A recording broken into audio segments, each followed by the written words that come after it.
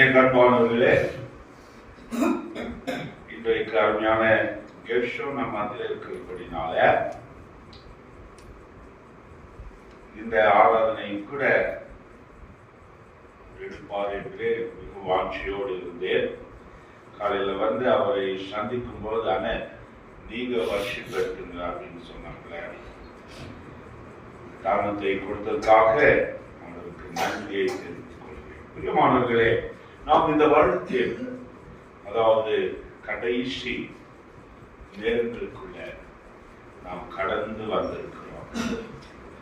இங்கே நாம் வாசித்த வண்ணமாக, ஆகையால் அவருடைய நாமத்தை துதிக்கும் உதடுகளின் கனி ஆகிய ஸ்தோத்திர பலியை அவர் மூலமாய் எப்பொழுதும் தேவனுக்கு செலுத்த கடவோம். யார் மூலமாய்? கர்த்தராகிய இயேசு கிறிஸ்துவின் மூலமாய். நாம் பாவிகளாய் இருக்கையிலேயே நமக்காக அவர் கல்வாரி சிலுவையில மறுத்தது நிமித்தம் அவருடைய அன்பை நமக்கு வெளிப்படுத்தினார். அந்த கர்த்தராகிய இயேசு கிறிஸ்துவை அவருடைய நாமத்தை துதிக்கும்படியாக, அந்த துதிக்கும் உதடுகளின் கனியாகிய ஸ்தோத்திர பலியை அவர் மூலமாய் எப்பொழுதும் தேவனுக்கு செலுத்த வேண்டும். அதாவது இந்த வருடத்தின் ஆரம்பத்திலிருந்து மாத்திரமல்ல, முடிவு நேரத்திலும் கூட நாம் அவருக்கு இந்த ஸ்தோத்திர பலிகளை நாம் செலுத்த வந்திருக்கிறோம். பிரியமானவர்களே, பாருங்க, இந்த வருடத்தை ஆரம்பித்த நாள் முதல் கொண்டு பார்க்கும்போது நம்முடைய வாழ்க்கையில பாருங்க, எவ்வளவோ பாடுகள் இருந்தது, பலவிதமான போராட்டங்கள் இருந்தது, தோல்விகள் இருந்தது, எல்லாவற்றுக்கும் மேலாக இழப்புகள் இருந்தது. We have lost our dear ones. நம்ம அதில அதிக இந்த நாளிலே சபையில் இருக்கிறவர்கள் பார்க்கும்போது தன்னுடைய உடன் இருந்தவர்களை இழந்தவர்களாக கண்ணீரோடு இருந்த நாட்களையும் கூட தேவன் ஒவ்வொருவரையும் நம் வாழ்க்கையில அதை பார்த்திருக்கிறார். எல்லாவற்றையும் கடந்து வந்து இந்த கடைசி நேரத்துல அவருடைய நாமத்தை ஸ்தோத்திரிக்கும்படியாக, ஸ்தோத்திர பலிகளை தேவனுக்கு தெரியப்படுத்தும்படியாக இந்த வேளையில நாம் வந்திருக்கிறோம். பிரியமானவர்களே, நம்முடைய தேவன் நம்மை ஒருபோதும் அவர் மறப்பதில்லை. He will never ever forget us. பாருங்க, சங்கீதத்துல நாம் வாசிக்கிறோம்,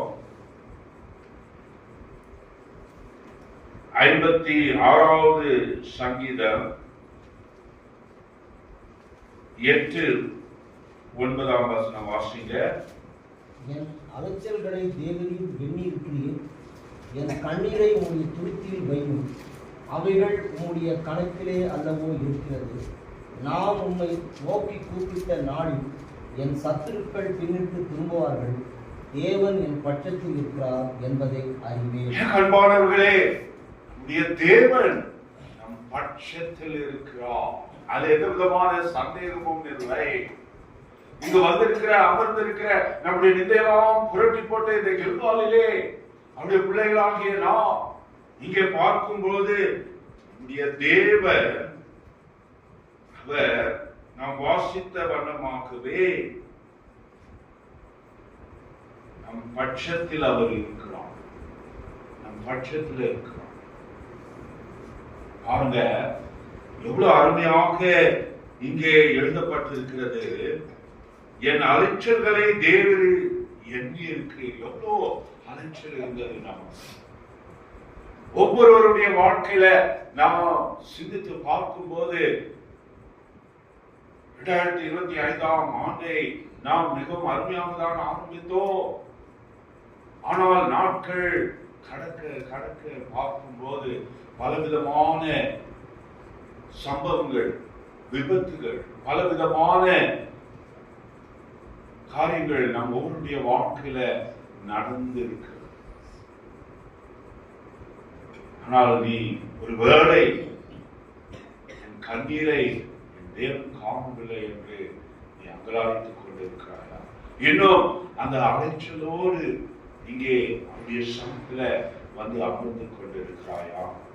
இந்த வருடம் எப்படியோ நான் இந்த வேலை வரை நான் வந்து விட்டேன், எனக்கு முன்பாக வைத்திருக்கிற 2026 ஆண்டு எனக்கு எப்படி இருக்கும் என்று கலங்கிக் கொண்டிருக்கிறாயா? நம் அலைச்சல்களை தேவன் எண்ணி இருக்கிறார். பிரியமானவர்களே, ஒவ்வொன்றையும் அவர் கணக்கில் எழுதி வைத்திருக்கிறார். அவருடைய பிள்ளைகளுடைய கண்ணீர் யாவையும் அவர் துடைக்கிறவராக இருக்கிறார். வெளிப்படுத்தின விசேஷத்துல கடைசியில நாம் பார்க்கிறோம் 21ஆம் அதிகாரத்துல நம் கண்ணீர் யாவையும் துடைக்கிற தேவனாக இருக்கிறார். பாருங்க 21ஆம் அதிகாரம் 4ஆம் வசனம். அவர்களுடைய கண்ணீர் யாவையும் தேவன் துடைப்பார். இனி மரணமும் இல்லை, துக்கமும் இல்லை, கலக்கமும் இல்லை, வருத்தமும் இல்லை, முந்தினங்கள் ஒழிந்து போயின. நம்முடைய கண்ணீர் யாவையும் நம்முடைய தேவன் துடைப்பார். Our Lord will wipe away all our tears. All our tears, whatever it may be.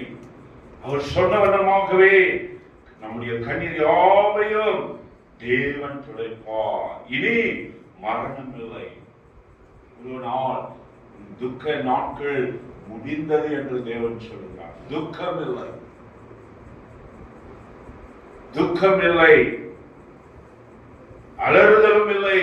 அலறணும். I know how when Chandrasekhar lost his brother, how he was shaken.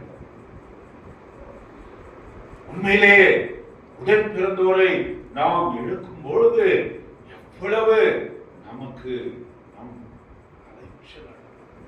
அலறி விடுகிறோம். ஆனால் இங்கே சொல்லுகிறார், துக்கம் இல்லை, அலறுதலும் இல்லை, வருத்தமும் இல்லை, முந்தினவைகள் ஒளிந்து போயின என்று விளம்பின. Whatever it is finished. The Lord is taking us to the new year with new promises. புதிய வாக்கு தத்தங்களோடு புதிய வருடத்தில் தேவன் நம்மை பிரவேசிக்கும்படியாக அவர் செய்கிறார். பிரியமானவர்களே, முந்தினவைகள் எல்லாம் ஒளிந்து போயின என்று விளம்பின. பாருங்க, நாம் வாசிக்கிறோம் சங்கீதம் 126 பாருங்க, அங்கே அந்த விதையை விதைக்கிறவன் பாருங்க, அங்க என்ன எழுதப்பட்டிருக்கிற பாருங்க. 126வது சங்கீதம், in Psalms 126 we read that. அஞ்சாவது வசனம் வாசிங்கண்ணே. கண்ணீரோடு விதைக்கிறவர்கள் கம்பீரத்தோடு அறுப்பார்கள். ஆறு கூட வாசிங்க. அள்ளித்தூவும் விதையை சுமக்கிறவன் அழுது கொண்டே போகிறான், ஆனாலும் தான் அறுத்த அரிகளை சுமந்து கொண்டு கம்பீரத்தோடு திரும்பி வருவான். பிரியமானவர்களே, கண்ணீரோடு விதைக்கிறவர்கள் கம்பீரத்தோடு அறுப்பார்கள். எதை நீ கண்ணீரோடு விதைத்தாயோ ஒரு நாளிலே நீ கம்பீரத்தோடு விதைப்பான். கடைசி இந்த வருடத்தின் கடைசி நேரத்தில் வந்திருக்கிற நம்மை பார்த்து தேவன் சொல்லுகிறார், நீ கம்பீரத்தோடு விதைப்பான். அது மாத்திரமல்ல, அள்ளித்தூவும் விதையை சுமக்கிறவன் அழுது கொண்டு போகிறான். ஏனென்றால் அவனால் அந்த சுமையை சுமக்க முடியாமல் அழுது கொண்டு எப்படி இருக்குமோ, மழை வருமோ, இல்லை இந்த நில அதாவது உழுவதற்கு நான் உழுவினேன், இது சரியாக இருக்குமோ, என்ன நேரிடும் என்று அவன் இங்கே பார்க்கும்போது அவன் அழுது கொண்டு போகிறான்.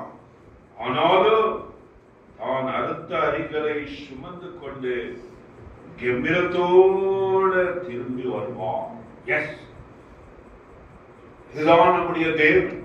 ஒரு நாளிலே நாம் கம்பீரத்தோடு திரும்பி வரும்படியாக நம்முடைய தேவன் நமக்கு அவர் செய்வார் பிரியமானவர்களே. அதுல எந்த விதமான சந்தேகமும் இல்லை. புதிய ஏற்பாட்டில் கர்த்தராகிய இயேசு கிறிஸ்துவானவர் வாழ்ந்த நாட்களிலே அதை நாம் பார்க்கிறோம். நம்முடைய கண்ணீர் யாவையும் அவர் துடைக்கிறவராக இருக்கிறார். பாருங்க, மார்க் எழுதின சுவிசேஷம் 5ஆம் அதிகாரத்துல அந்த பெரும்பாடுள்ள ஸ்திரியை பார்க்கும்போது தன்னிடத்தில் இருந்தவைகள் எல்லாவற்றையும் அவள் செலவழிக்கிறதை பார்க்கிறோம். பாருங்க, மார்க் எழுதின சுவிசேஷம் 5ஆம் அதிகாரம் 25 வாசிங்க. அப்பொழுது 12 வருஷமாய் பெரும்பாடுள்ள ஸ்திரீ அநேக வைத்தியர்களால் மிகவும் வருத்தப்பட்டு தனக்கு உண்டானவைகளை எல்லாம் செலவழித்தும் சற்றாகிலும் குணமடையாமல் அதிக வருத்தப்படுகிற பொழுது அநேக தடவை நாம் அதிக வருத்தப்படும் பொழுது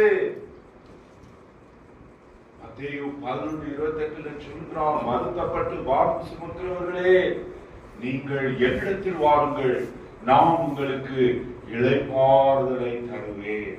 இந்த பெரும்பாடுள்ள ஸ்திரீ அதை உணர்ந்தவளாக இந்த இடத்துல பார்க்கிறோம்.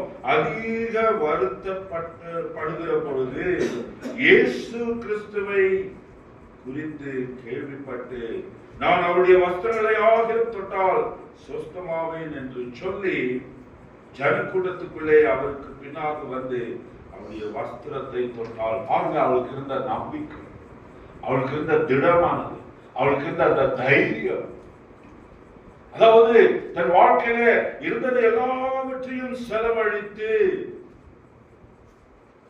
சற்றாகிலும் குணமடையாமல் அதிக வருத்தப்பட்டு கொண்டிருக்கிற வேளையில இயேசுவை குறித்து அவள் அறிந்து கொள்கிறாள். பிரியமானவர்களே, அதோடு அவள் விட்டுவிடவில்லை.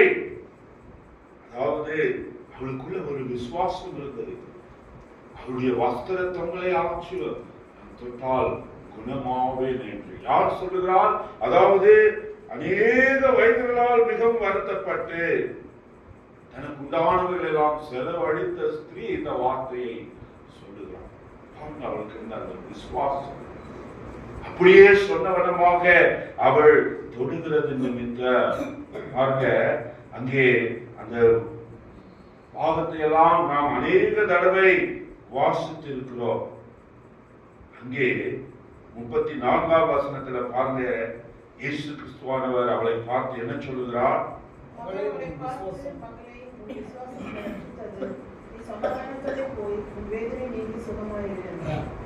இன்றைக்கு உன் கண்ணீர் யாவையும் அவர் துடைப்பார் என்பதை நீ விசுவாசிக்கிறாயா?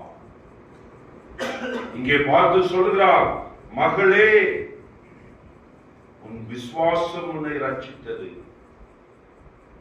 அங்கே 3 காரியமாகிறது. என்ன சொல்லுகிறார்? முதலாவது, நீ சமாதானத்தோட போ, go in peace. அசமாதானமாய் எல்லாவற்றையும் செலவழித்து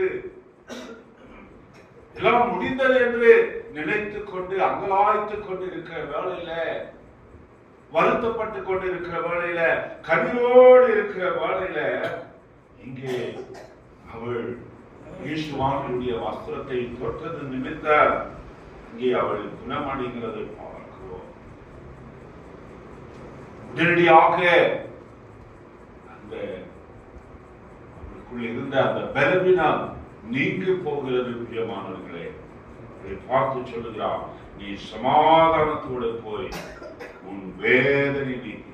வேதனையோடு வந்திருக்கிறாயா?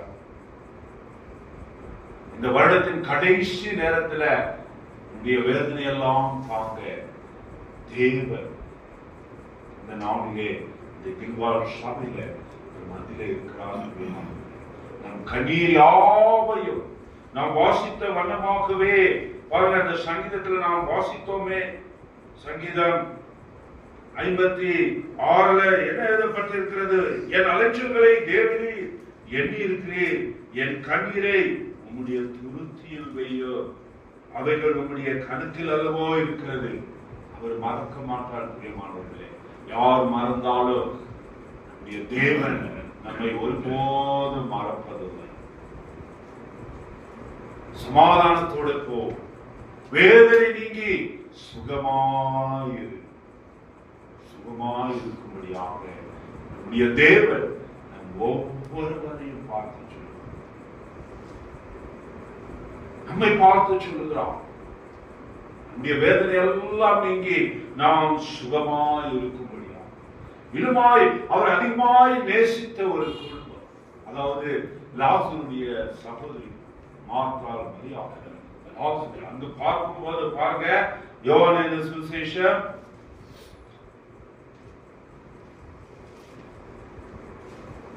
11ஆம் அதிகாரம் 32. இயேசு இருந்த இடத்தில் மரியாள் வந்து அவரை கண்டவுடனே அவர் பாதத்தில் விழுந்து, ஆண்டவரே, நீ இங்கே இருந்திருந்தானால் என் சகோதரன் மரித்திருக்க மாட்டான் என்றார். அவள் அழுகிறதையும் அவளோடு கூட வந்த யூதர்கள் அழுகிறதையும் இயேசு கண்டபோது ஆவியிலே கலங்கி துயரம் அடைந்து, அவனை எங்கே வைத்தீர்கள் என்றார். ஆண்டவரே, வந்து பாரும் என்றார். இயேசு கண்ணீர். நமக்காக நம்முடைய தேவன் கண்ணீர் இருக்கிறார். இந்த இடத்துல பார்க்கும்போது இயேசு கண்ணீர் விட்டார் என்று நாம் வாசிக்கிறோம். அந்த சகோதரியை பார்த்து, அதாவது இங்கே பார்க்கிறோம், அதாவது 40ஆம் வசனம் கூட வாசிங்க. இயேசு அவளை நோக்கி, நீ விசுவாசித்தால் தேவனுடைய மகிமையை காண்பாய் என்று நான் உனக்கு சொல்லவில்லையா என்றார். 2 சகோதரியோ, அதாவது பார்க்கும்போது கலங்கி இருக்கிற நேரத்துல, கண்ணீரோடு இருக்கிற நேரத்துல கல்லை புரட்டும்படியாக சொல்லுகிறார். ஆனால் மார்த்தாள் என்ன சொல்லுகிறார்? மரித்தனுடைய சகோதரியாகிய மார்த்தாள் அவரை நோக்கி, ஆண்டவரே, இப்பொழுது 4 நாள் ஆயிற்று என்றார். ஆண்டவரால கூடாத காரியம் ஒன்றுமில்லை. Nothing is hard for the Lord. அங்கே அவளை பார்த்து சொல்லுகிறார், நீ விசுவாசிப்பாயானால் தேவனுடைய மகிமையை காண்போம். இந்த 2025ஆம் ஆண்டில என்னென்ன காரியம் எல்லாம் எனக்கு பாரமாக இன்னும், அதாவது வருத்தப்பட்டு கொண்டு இன்னும் மறந்து கொண்டு இருக்கிறாயா? விசுவாசிப்பாயானால் தேவனுடைய மகிமையை காண்போம். கண்பானவர்களே, இந்த காலை இந்த வருடத்தின் கடைசி நேரத்தில் வந்திருக்கிற நாம், நம்முடைய தேவன் கண்ணீர் யாவையும் அவர் துடைக்கிறவராக இருக்கிறார். அதாவது அலைச்சல்களை தேவனில் எண்ணி இருக்கிறேன். He has counted everything. He is recorded. எல்லாவற்றையும் எழுதி வைத்திருக்கிறார். ஒருவேளை நீ நினைத்துக் கொண்டிருக்கிறாயா, ஏன் இன்னும் பதில் வரவில்லை? I always used to remember what Gershom used to say. Our God, sometimes He may delay, but He will never ever deny. சில நேரங்களிலே அவர் பதில் அளிக்க தாமதிப்பார், ஆனால் அவர் பதில் அளிக்காமல் விட மாட்டார். He will never ever deny. மனிதர்கள் ஒருவேளை மறுதளிக்கலாம், முடியாது என்று சொல்லிவிடலாம், ஆனால் நம்முடைய தேவன் சொன்னதை செய்கிறவராக இருக்கிறார். அதனால அப்பேற்பட்ட தேவனை இந்த வேளையில நாம் வாசித்த எபிரேயர் 13ஆம் அதிகாரம் 15ஆம் வசனத்தின் பிரகாரமாக அவருடைய நாமத்தை துதிக்கும் முதல்களின் கனியாகிய ஸ்தோத்திர பலிகளை அவர் மூலமாய் எப்பொழுதும் தேவனுக்கு செலுத்துகிறது. எல்லா வேளையிலும் நாம் செலுத்துகிறோம். கண்ணீரை அவர் கண்டிருக்கிறார். பிரியமானவர்களே, நான் காண்கிற தேவனாக இருக்கிறேன் என்று சொல்லுவோம். நம்முடைய இருதயத்தை கவனித்துக் கொண்டிருக்கிறார். துயரப்பட்டுக் கொண்டிருக்கிறாயா? வருத்தப்பட்டுக் கொண்டிருக்கிறாயா? அவர் எல்லாம் ஒழிந்து போயின, இதோ நான் புதிய காரியத்தை நான் செய்வேன் என்று சொல்றார். அதனால அப்பேற்பட்ட தேவனை இந்த வேளையில அவருடைய நாமத்தை துதிக்கும் உதடுகளின் கனியாகிய ஸ்தோத்திர பலியை அவர் மூலமாய் எப்போது நாம் தேவனுக்கு செலுத்த கருவோமா? அப்படியாக தேவன் தாமே இந்த வேளையில நாம் ஒவ்வொருவரும் இந்த வருடத்தின் கடைசி நேரத்தில் நாம் வந்திருக்கோம். நாம் கேட்ட சத்தியத்தின் பிரகாரமாகவே என் தேவன் என்னை அவர் மறப்பதில்லை. அதாவது என் கண்ணீரை இங்கு நாம் வாசித்த வண்ணமாகவே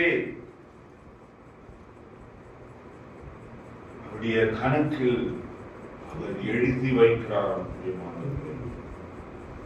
அதனால இந்த வேளையில அப்பேற்பட்ட தேவனை மனதோடு ஆராதிப்போமா? ஆண்டவரே, நான் விசுவாசிக்கிறேன், உடைய மகிமையை நான் காண வாஞ்சிக்கிறேன். நீ சொல்லிறப்பா, கண்ணீர் யாவையும் நான் துடைப்பேன் என்று. கண்ணீர் யாவையும் துடைக்கிற தேவனாக நீர் இருக்கிறபடினால் இனி உனக்கு துக்கமில்லை என்று சொன்னேன், அழுதலும் இல்லை என்று சொன்னேன், வருத்தமும் இல்லை என்று சொன்னேன். எல்லாம் என் வாழ்க்கையில நடந்த எல்லா காரியமும் ஒழிந்து போயின. ஆண்டவரே, எல்லாவற்றையும் நீர் புதிதாக்குகிற தேவனாக இருக்கிறேன். அதனால உமக்கு நன்றி செலுத்துகிறேன்.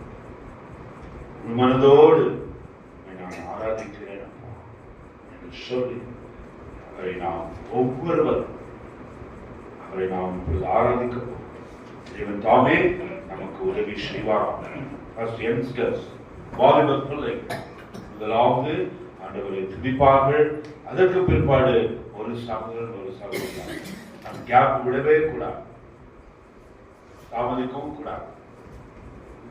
வந்திருக்கிற ஒவ்வொருவரும் ஒரு நல்ல தருணம். ஆண்டவரை நாம் ஆராதிப்போமா? ஷர்வி